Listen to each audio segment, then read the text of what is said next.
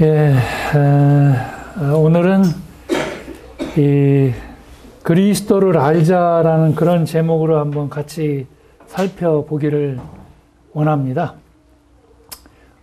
저번 시간에 하나님을 알자라는 그런 제목으로 한번 말씀을 드렸었는데요.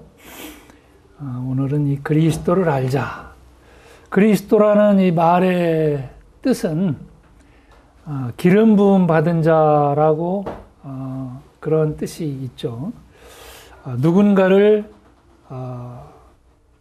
선택해서 어떤 임무를 부여하기 위해서 그렇게 선택하고 기름을 부음으로써 그 사람이 어떤 일을 완수할 수 있도록 그런 임무 부여하는 그런 임무를 부여받은 사람을 이 그리스도라고 얘기를 예전에 그렇게 했는데 이제 이 성경 시대가 와서는 특별하게 우리 예수님을 이 그리스도라고 그렇게 한정적으로 얘기하기 시작했습니다. 이 그리스도라는 것은 헬라어죠. 동일하게 이 메시아라는 말도 많이 나오는데 이 메시아는 같은 뜻의 이 히브리어입니다. 그리스도를 알자 했는데 이 요한복음 17장 2, 3절을 보게 되면 이런 말씀이 있습니다.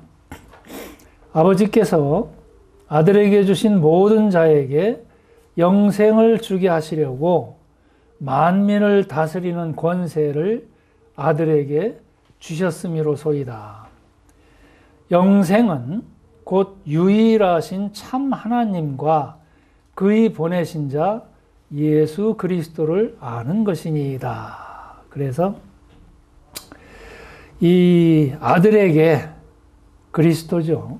하나님께서 기름 부음 받으신 그 아들에게 모든 만민을 다스리는 권세를 주셨다. 이렇게 되어 있어요. 이 그리스도에게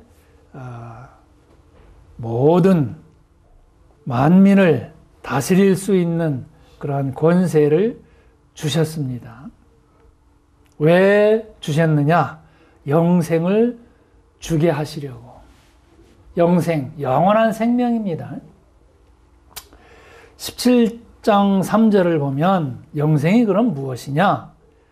영생은 곧 유일하신 참 하나님과 그의 보내신 자 예수 그리스도를 아는 것이다. 그래서 이 참 하나님을 알아야 되고 또 하나님께서 보내신 그 예수 그리스도를 아는 것이 영원한 생명을 가지는 것이다. 이렇게 말씀하고 계십니다. 여기서 안다는 것은 사귐을 가지고 친밀한 관계를 맺는 것이죠. 그냥 어떤 인터넷이나 책이나 어떤 소문을 듣고 그 사람에 대해서 정보를 입수한다고 해서 그것이 이 구절에서 얘기하는 아는 것하고는 조금 다른 거죠.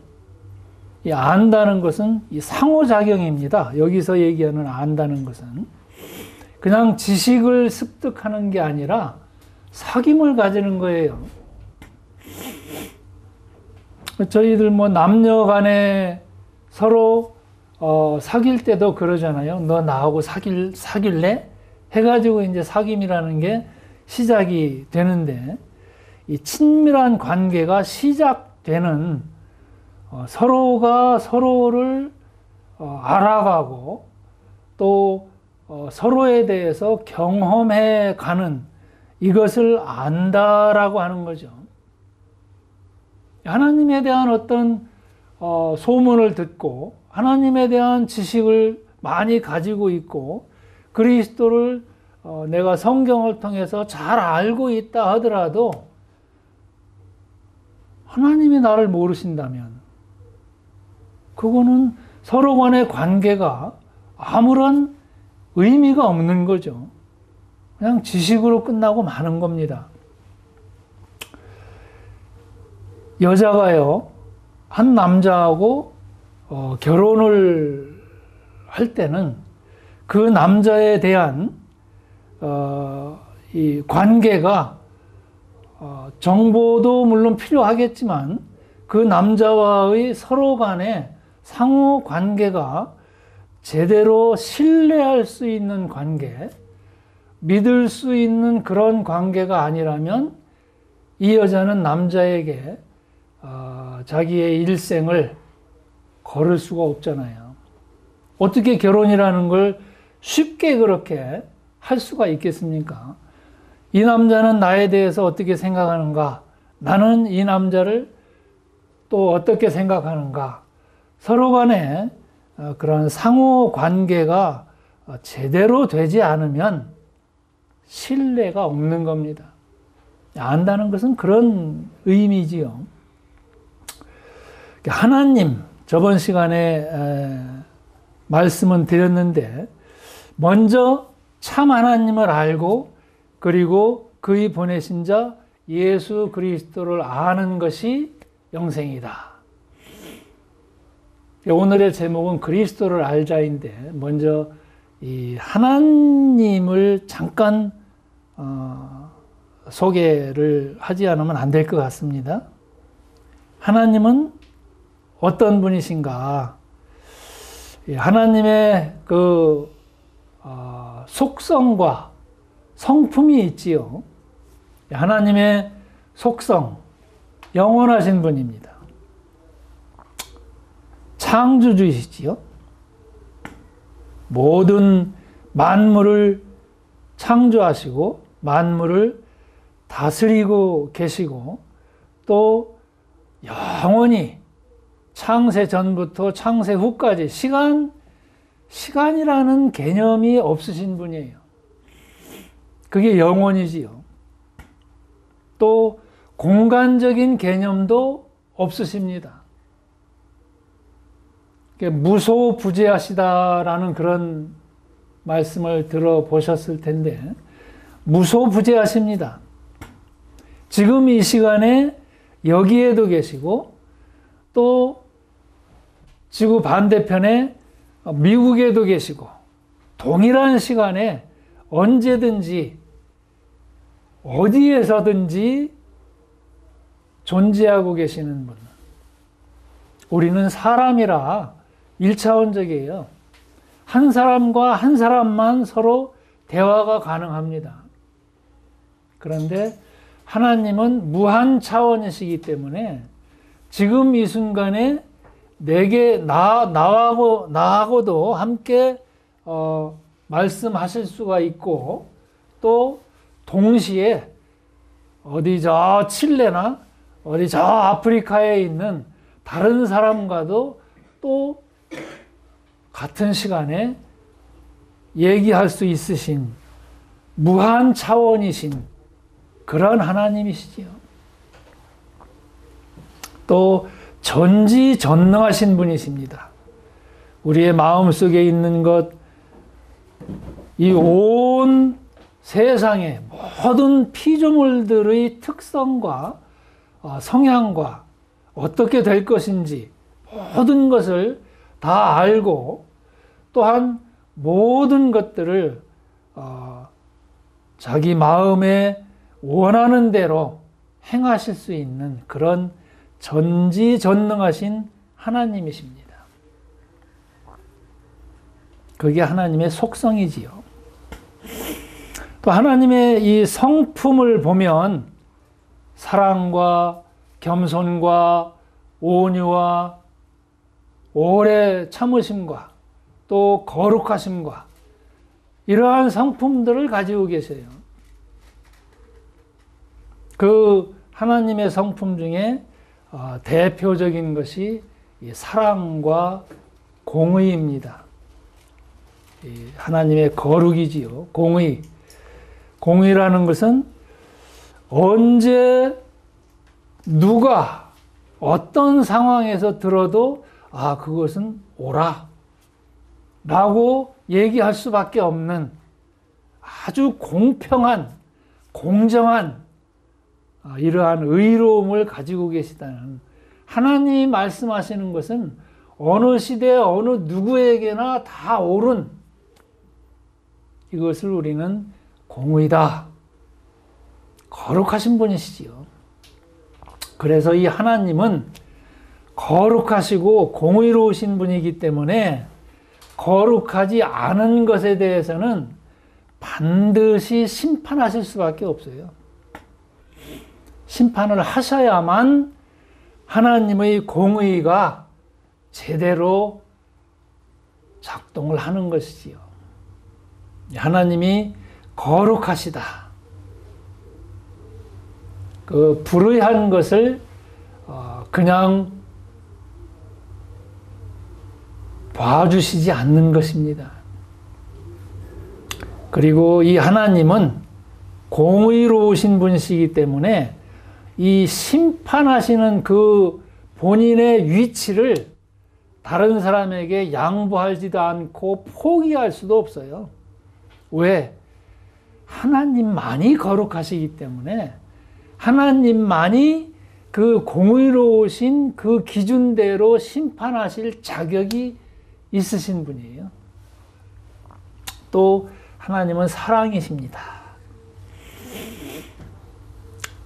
한없이 베풀어 주시는 그러한 사랑을 가지고 계신 분이지요. 저희가 뭐 사랑이라고 그러면은 다 알고 느끼고 있는 그러한 일들입니다.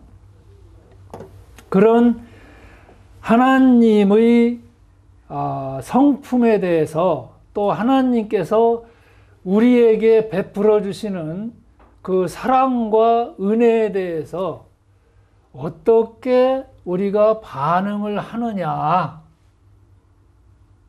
그저 하나님은 뭐 이런 거룩하지 못한 일에 대해서, 죄에 대해서 즉각적인 어떤 반응이 안 나타나니까 하나님이 계신 건지 안 계신 건지 거기에 대해서 제대로 알지 못하기 때문에 우리가 담대하게 죄를 그렇게 쉽게 짓고 있는데, 이 하나님은 반드시 심판하시는 그러한 하나님이십니다.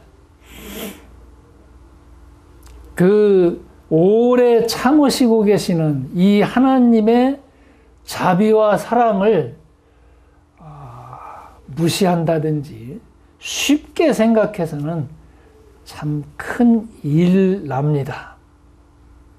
그 하나님의 사랑, 너무 사랑만 치우치게 되면 나약하게 보이는 거죠. 또 너무 이 공의만 주장하게 되면 뭐 폭군처럼 보여요. 독재자처럼. 그래서 이 하나님의 대표적인 속성인 사랑과 공의를 어떻게 조화롭게 균형을 맞춰서 하나님이 하나님다움을 나타내실 것인가. 이것을 오늘 그리스도를 알자라는 그 제목을 가지고 한번 살펴보기를 원하는 것입니다. 그 전에 그렇다면 과연 하나님 앞에서 우리 사람은 어떤 존재인가? 지금 우리가 하나님 앞의 하나님의 그 공의 앞에 과연 그대로 나타날 그런 존재들인가 살펴봐야지만 이 그리스도가 왜 필요한가를 알 수 있을 것입니다. 우리 사람은요, 창세기 그 3장에서 보시면 알겠지만 사탄의 미혹으로 사람의 섬기는 주인이 하나님이 아니라 사탄으로 바뀌었습니다. 주인이 바뀌었어요. 처음에는 하나님께서 자기 아들들이 되게 하셔서 하나님의 사랑하는 대상으로 사람을 그렇게 만드신 거죠. 그런데 거기에 이 사탄이 사람을 미혹해서 하나님과 분리시켰습니다. 뱀을 이용해서 정말로 하나님이 선악과를 영생하는 그 영생나무를 먹지 말라고 하시되 하고 그렇게 미혹이 시작되어서 결국은 사람으로 하여금 그 사탄의 말을 듣고 사탄의 꼬임에 유혹이 되어서 그 선악과를 따먹도록 그렇게 만들었죠. 선악과를 따먹었다는 얘기는 그 선과 악의 기준을 정하는 그 심판주 하나님의 그 위치를 넘보겠다라는 그런 의미이지요. 선과 악에 대한 기준을 내가 한번 정해보겠다 라고 그런 이 오만한 생각으로 그 사랑이 많으신 하나님의 위치를 넘보고 그 하나님을 반역하고 대적한 겁니다. 그래서 그 사탄의 말을 들음으로 해서 주인이 바뀌어버렸어요. 그리고 사탄은 이 세상 가치를 따라서 우리를 지배하기 시작했습니다. 세상 원리를 따라서 우리를 살도록 그렇게 해서 하나님께 돌아가지 못하고 어둠 속에 갇혀 있도록 우리를 그렇게 가두어 놓고 이 하나님과 우리 사이를 분리시켰습니다. 그래서 하나님과 사람 사이에 이 사탄이 딱 끊어버렸어요. 사람 사이를 끊고 자기를 딱 세운 겁니다. 이게 사탄이에요. 그래서 그 중간에 막힌 그 사탄으로 인해서 사람은 하나님을 볼 수가 없어요. 사탄을 먼저 보게 되어 있습니다. 이게 하나님과 우리 사람이 분리되어 있는 끊어져 버린 생명, 하나님으로부터 나오는 그 생명의 공급선이 딱 끊어졌습니다.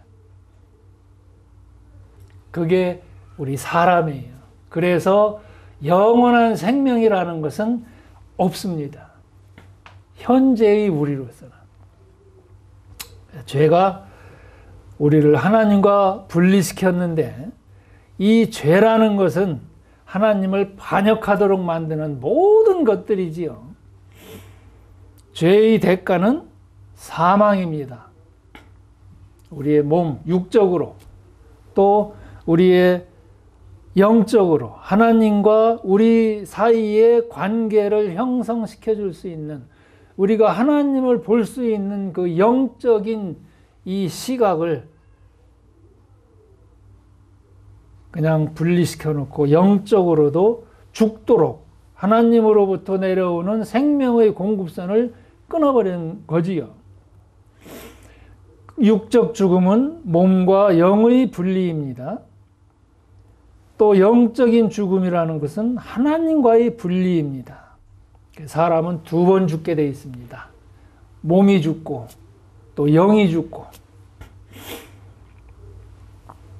성경은 우리 사람의 이 무능력함,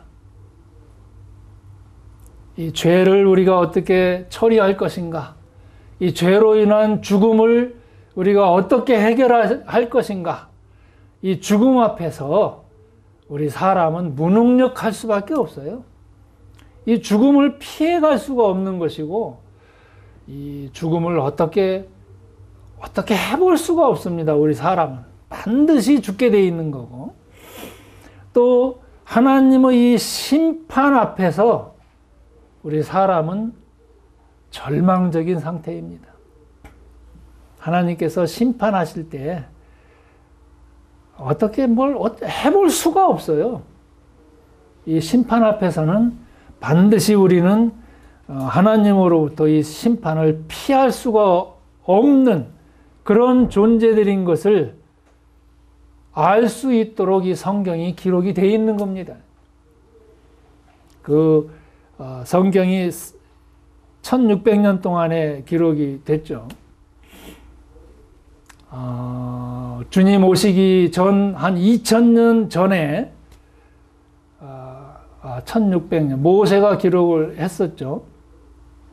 그때부터 그 아담의 이 출생 때부터 대략 한 4000년 정도 되는데 주님 오실 때까지 그 4000년이라는 기간 동안 또 주님 오시고 난 후 지금 2000년 도합 6000년이라는 기간 동안을 통해서 얼마나 우리 사람이 절망적인 그런 상태인가 이거를 보여주는 게 성경이고 그 기간 동안에 하나님은 또 얼마나 신실하게 우리를 구원하실 그 구속 사역을 이루어 나가시고 하나님께서 예언하신 하나님의 계획과 뜻대로 이루어 나가시는 그러한 신실하신 분이신가를 우리에게 알려주신 것이 이 성경입니다. 그래서 이러한 우리의 무능력과 절망적인 상태를 하나님과 다시 그 관계를 회복시키기 위해서 그리스도가 필요했습니다. 그리스도는 왜 필요한가?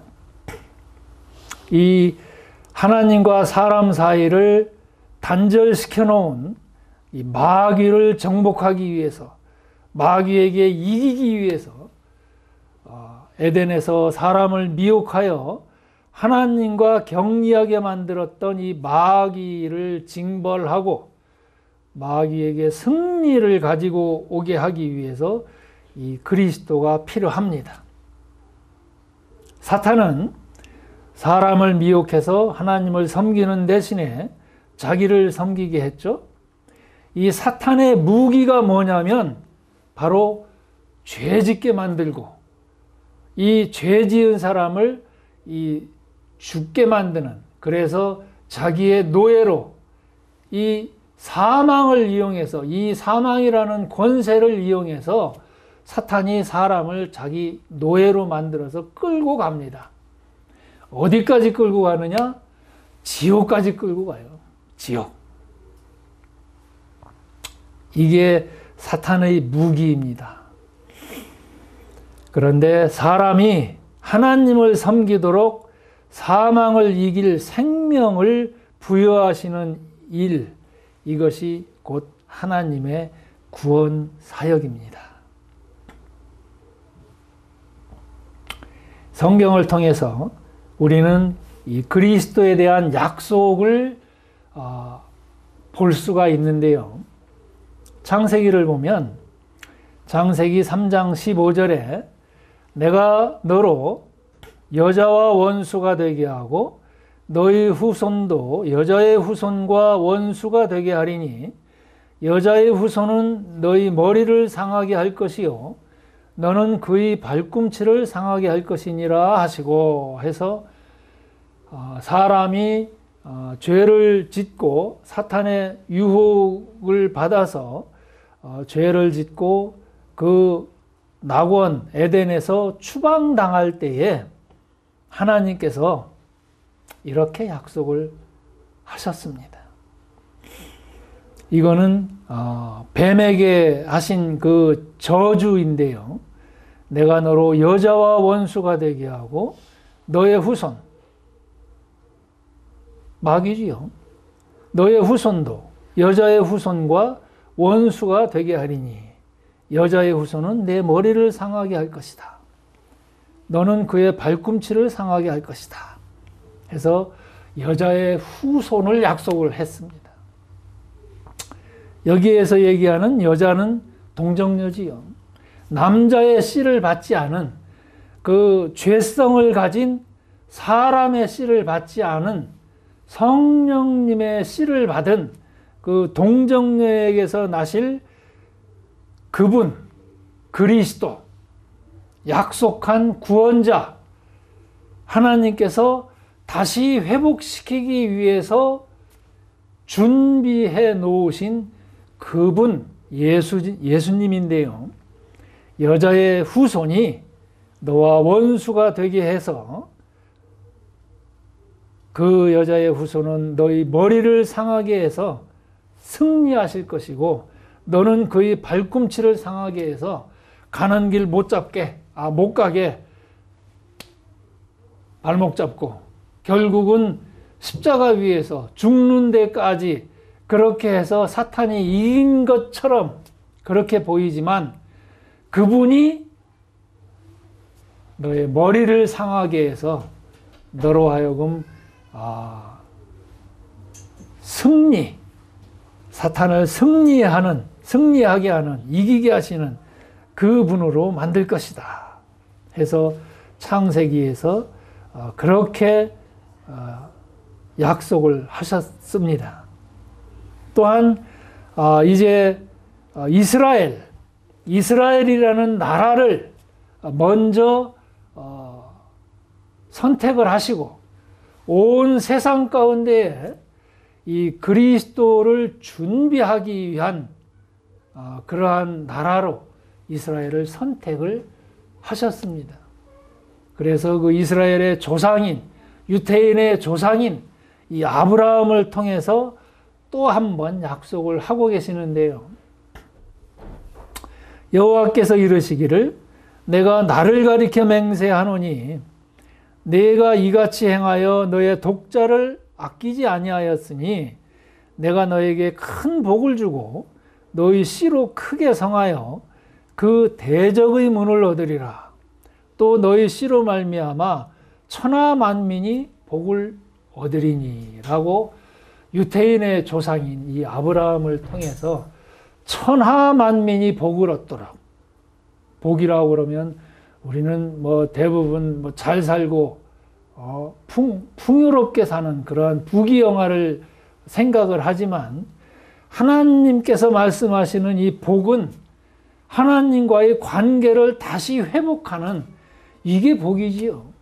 하나님의 생명선을 그 생명을 공급받는 이것보다 더 큰 복이 어디 있어요? 하나님의 자녀가 되는 복보다 더 큰 게 어디 있겠습니까?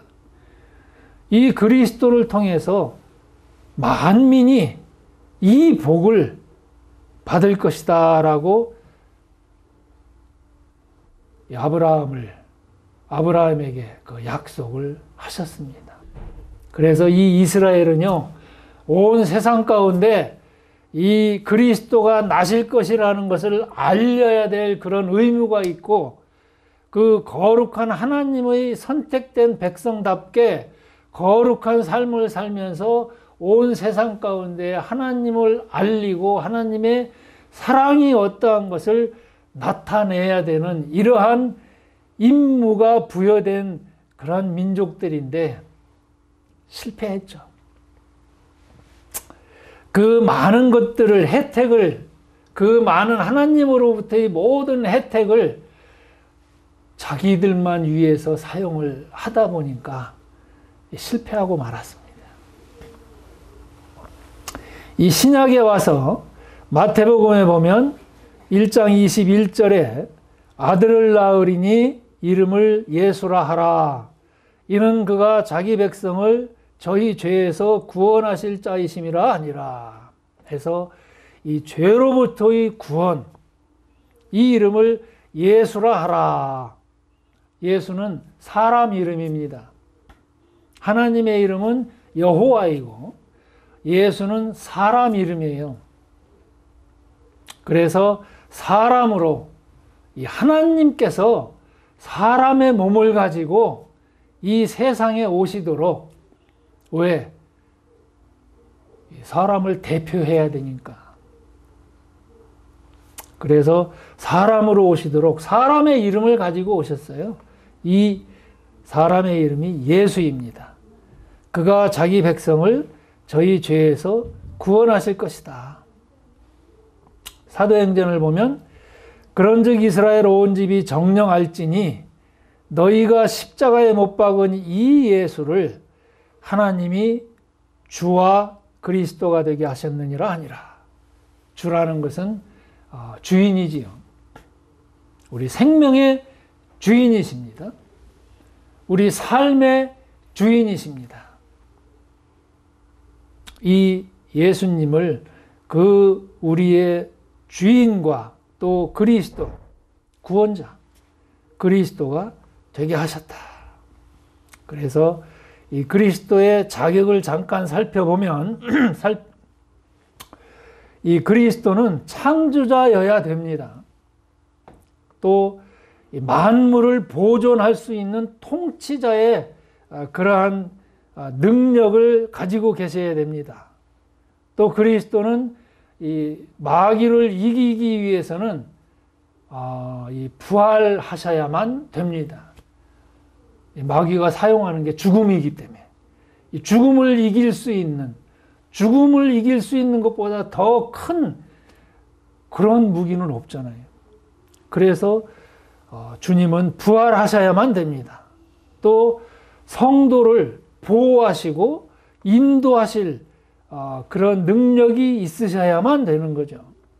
또 이 심판을 받지 않을 죄를 처리하실 수 있는 그런 능력을 가지고 계셔야 됩니다.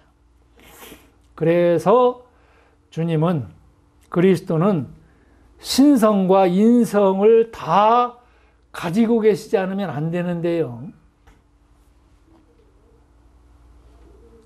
이 완전한 하나님이셔야 되고 또 동시에 완전한 사람이셔야만 됩니다. 하나님을 대표할 수 있는 분이셔야 되고 또 사람도 대표할 수 있는 그런 분이셔야 되는 거죠. 그래서 골로새서에 보면 만물이 그에게 창조되되 하늘과 땅에서 보이는 것들과 보이지 않는 것들과 혹은 보좌들이나 주관들이나 정사들이나 권세들이나 만물이 다 그로 말미암고 그를 위하여 창조되었고 또한 그가 만물보다 먼저 계시고 만물이 그 안에 함께 섰느니라 라고 골로새서 1장 16, 17절에서 증거하고 있습니다. 그리스도께서, 이 예수님께서 곧 하나님이시다. 모든 하늘이나 땅에서 보이는 것들, 보이지 않는 것들, 뭐 어떤 귀신, 많은 신들이 있지만 이 모든 신들도 다 창조하신 분이다. 사실 신이라는 건 사실 하나님 외에는 없어요. 이 신은 사람을 창조했고 사람은 신을 만들었습니다. 그냥 뭐 많은 신들이 있지만 그거 다 사람이 그냥 만들어낸 거죠. 하나님은 사람을 창조하셨어요. 이 하나님보다 센 신은 없어요. 세상에 그렇게 많은 신이 있어도 하나님보다 센 신은 없습니다. 세상을 하나님께서 내가 태초에 세상을 창조하셨다라고 말씀하실 때는요, 거기에 대한 그 말에 대한 책임을 질 수 있어야 됩니다. 세상에 있는 어떤 신도 내가 세상을 창조했다라고 그렇게 얘기하는 신은 없어요. 왜? 그 말에 대한 책임을 못 지니까. 제일로 센 신이 하나님이에요. 하나님이십니다. 이 예수님은. 또 이 그리스도의 인성, 사람 되심, 완전한 사람 되심을 살펴보면 하나님에 의해서 선정된 분이시고 세상을 위한 구원자이십니다. 하나님의 사랑의 대상인 이 사람을 구하실 분이십니다. 그래서 하나님께서 에덴 추방 때부터 약속해 놓으신 그분이에요. 살펴봤듯이 여자의 후손, 또 아브라함의 씨, 다윗의 줄기에서 그렇게 나오시는 분이십니다. 그리스도께서 하신 일을 살펴보면 하나님 아버지를 나타내셨어요. 우리가 하나님을 바로 볼 수 없기 때문에 하나님께서 이 그리스도를 통해서 이 아버지께서 어떠한 분이신가를 나타낼 수 있도록 그 그리스도의 모든 성품이 곧 하나님의 성품입니다. 또 마귀의 일을 멸하셨죠. 또 죽음으로 세상의 모든 죄를 담당하시고 구원하셨습니다. 십자가 위에서 죽으셨어요. 그리고 부활하셨습니다. 또 승천하셔서 하나님 우편에 앉아 계시는데요. 그 우편에 앉아 계시면서 우리를 보호하시고 변호하고 계십니다. 제사장 직무를 하고 계시고 또 자신을 십자가 위에서 제물로 드려서 하나님의 진노를 누그러뜨리시고 화해하도록 만드신 이 중보자이십니다. 그리스도는요, 중보자예요. 중보자를 한번 살펴보실까요? 디모데전서를 보면 하나님은 한 분이시요 또 하나님과 사람 사이의 중보도 한 분이시니 곧 사람이신 그리스도 예수라. 이 중보라는 것은 하나님과 사람 사이의 갈등과 반목을 화해하도록 해서 서로의 관계를 회복시키는 그러한 역할이지요. 하나님과 사람 사이에 끼어있던 그 사탄 마귀를 이기시고 사탄 마귀를 파괴하시고 그 자리에 이 중보자가 서셨어요. 그래서 다시 하나님과 사람 사이를 연결시켜주는 그런 역할을 하는 분, 이게 중보자 그리스도이십니다. 이게 중보자의 역할이에요. 마귀가 있던 자리에 마귀를 깨뜨려 부수시고 그 자리에 그리스도께서 서셨습니다. 그래서 하나님과 사람 사이를 화해하도록 만드시고 자기 몸을 제물로 드리심으로 해서 이제 다시 죄로 인한 심판이 없도록 그냥 고속도로를 만드신 그 길이신 그분 그리스도이십니다. 그분이 중보자로서 그렇게 일을 하셨고 그 그리스도를 우리가 마음 가운데 영접하면 우리는 그 길을 통과해서 바로 하나님과 연결할 수 있는 그런 자격을 가지게 됩니다. 하나님의 자녀가 되는 겁니다. 그 그리스도를 마음에 영접하시고 하나님과 바로 직접적으로 그렇게 서로 관계가 회복되도록 이 시간에 그러한 놀라운 일이 있기를 기도를 드립니다. 감사합니다. 예, 여기까지 하겠습니다.